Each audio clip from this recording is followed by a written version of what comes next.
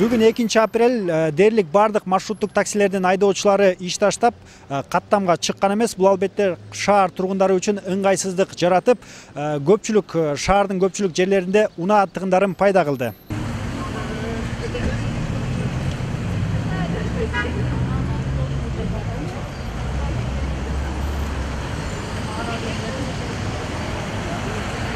Бишкекте саат 7 болду. Өзүңүздөр көргөндөй маршруттук такси дагы деле каттамга чыга элек. Өзүңүздөр көргөндөй троллейбус жана автобустар гана каттоодо. Бишкек шаарынын тургундары монтеп тыгылып кетүүгө, үйүнө тыгылып кетүүгө мажбур болушууда.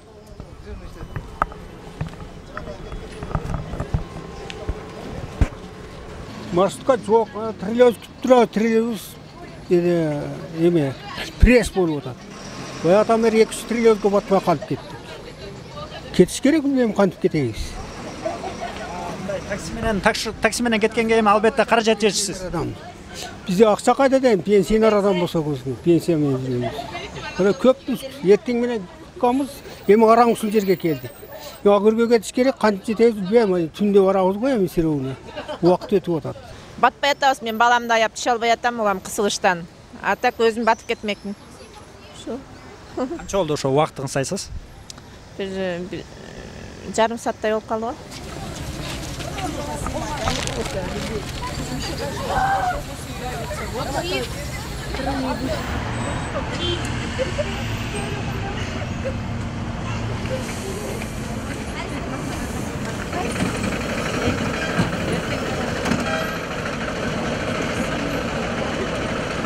Ушу троллейбус менен автобусту көбүрөөк кылып койсо, эң сонун болот эле да. Ушу маршруткалардын кереги деле жок болчу. Маршрутканын деген иштери деген таза эмес, айнектери жабык, ошо эмеси жок да, булардынчы условиялары жок. Анан дагы 15 сомдон 20 сомдон качат. Ай, ошого булар таттыктуу эмес. Андан көрө мына толтура автобус менен жыргап койтугун болсо дагы жакшы келип атабыз да, мындай. Кенен туруп, кенен болбосо дагы үстү ачык, жакшы дем алып, аба жутуп нормально келип атабыз. Ошон үчүн мен деген ушу маршруткалар ушу ойдон вообще чыкпай эле жоголуп кетишсе жакшы болмок.